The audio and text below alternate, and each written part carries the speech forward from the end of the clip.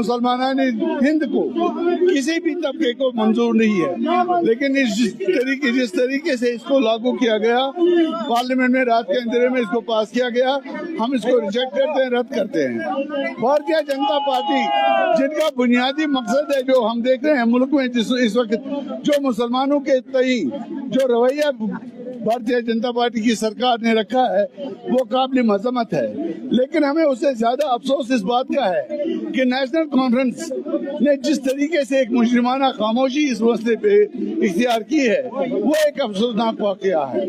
हिंदुस्तान के 24 करोड़ मुसलमानों को एक एतबार है कि एक मुस्लिम मेजॉरिटी स्टेट जहाँ 60 हमारे नेशनल कॉन्फ्रेंस के 50 लोग और बाकी को मिला के हमारे 65 लोग मुसलमान हैं, जो हिंदुस्तान के मुसलमानों के जज्बात और एहसासात के साथ अपनी आवाज तक नहीं मिला सके। जो ड्रामा उन्होंने किया असेंबली में, फ्लोर ऑफ हाउस में आवाज तक नहीं की, खुद ही नारे भी ये चिट भी अपना रखना चाहते हैं, पट भी अपने पास रखना चाहते हैं, स्पीकर के जरिए आवाज खामोशी करवाई गई, बाहर नारे दिलवा रहे हैं। ये एक मजाक हो रहा है न सिर्फ यहाँ के लोगों के साथ बल्कि हिंदुस्तान के तमाम 24 करोड़ मुसलमानों के साथ।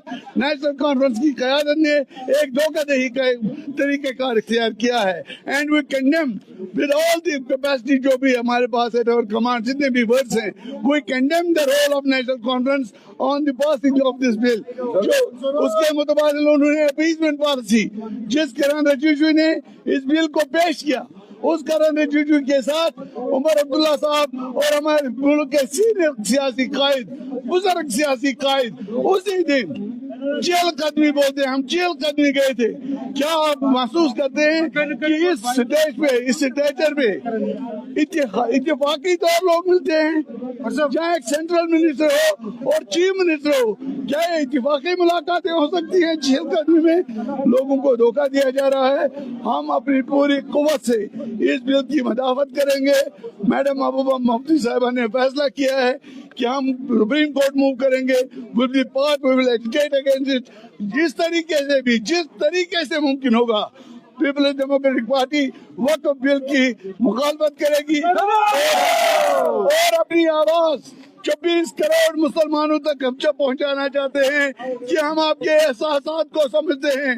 आपके ऊपर जो इस वक्त शब सितम हो रहा है, जम्मू कश्मीर के लोग उनके साथ हैं। 100% अटैक है ये मुसलमानों पे, या आपके कब्रिस्तानों पे अटैक है, या आपके दरगाहों पे अटैक है, या आपकी प्रॉपर्टीज पे अटैक है, ये हमारे दीन पे अटैक है और हम नहीं चाहते हैं कि ऐसा हो। ये हमारा नेशनल कॉन्फ्रेंस कह रही है कि ऐसी मुलाकात हुई, कोई प्लानड नहीं था। नहीं, वो कैसे आप ये बात समझती कि आपका असेंबली सेशन चल रहा है, इम्पोर्टेंट बिल्स पे बात होनी है और उमर साहब कह रहे हैं कि मैं टहलते टहलते ट्यूलिप गार्डन पहुंच गए। Is it possible? आज भी उनको लगता है कि हम कश्मीरी अवाम को बेवकूफ बना सकते हैं। अब अवाम बेवकूफ नहीं है, वो जाग